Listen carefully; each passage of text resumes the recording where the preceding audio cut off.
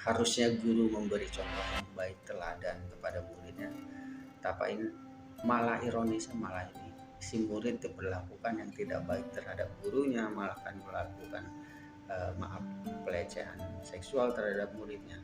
Nah, apakah dampak-dampak yang akan diterima ketika besar nantinya bagi anak?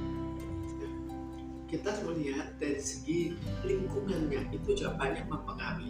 Kita ambil satu contoh, ada yang area yang memang di mana-mana tempat pelacuran, maka di situ untuk anak itu dampaknya tidak besar. Dengan atau tanpa pelecehan guru itu tetap akan terjadi, di mana anak itu nantinya memilih profesi sebagai pelacur. Dan bahkan ada juga yang akhirnya mencari nafkah dengan hamil dan akhirnya anaknya dijual. Itu juga terjadi di beberapa area. Tapi secara rata-rata akan banyak berdampak negatif, bahwa anak itu seharusnya kan punya pilihan masa depan. Pilihan di mana dia mungkin mau menjadi sarjana, mungkin mau jadi pengusaha, mungkin jadi abri, jadi apa. Tapi akhirnya karirnya lebih ke arah tertutup. Dia juga merasakan bahwa akhirnya lebih ke arah minder, bahwa dirinya itu sudah tidak normal lagi, sudah bukan tidak normal, tapi sudah ternoda. Dan juga dalam menghadapi pria, dia juga merasa dirinya ternoda, sehingga juga berhadapan atau menyenangi pria yang juga sudah tidak benar. Jadi masa depan dia itulah yang terganggu. Dan terganggunya bahwa seolah-olah karir yang lain tertutup dan lebih terbuka untuk karir menjadi pelacur di kemudian hari. Itu yang sangat disayangkan.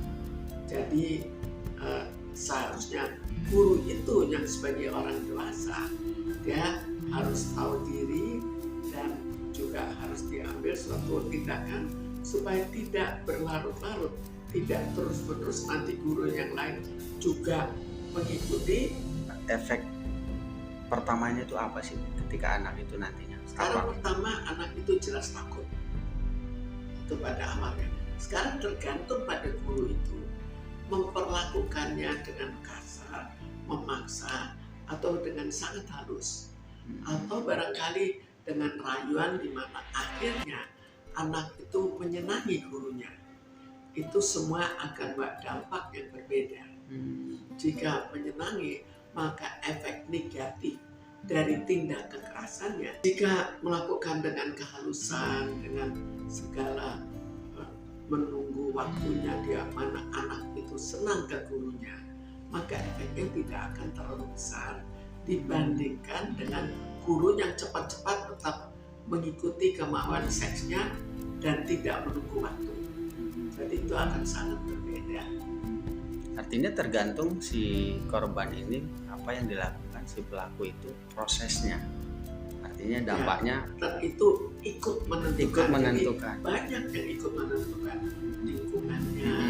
Lalu lihat anak itu kapan dia akhirnya mau melayani, apakah melayani demi untuk angka yang baik atau untuk apa. Jadi semua itu harus ikut dipertimbangkan karena banyak faktor yang terpengaruh, termasuk juga faktor lingkungan, termasuk faktor orang tuanya.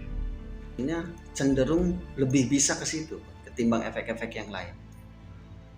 Meniru tetap akhirnya anak itu juga rusak kan di kemudian hari. Anak itu jadi nantinya kalau mempunyai suami juga ya pilihannya harus bagaimana. Suami yang baik dalam arti bahwa suaminya setia, dia juga takut juga kalau nanti ketahuan bagaimana. Tapi memilih suami yang tidak benar juga terjadi masalah di kemudian hari.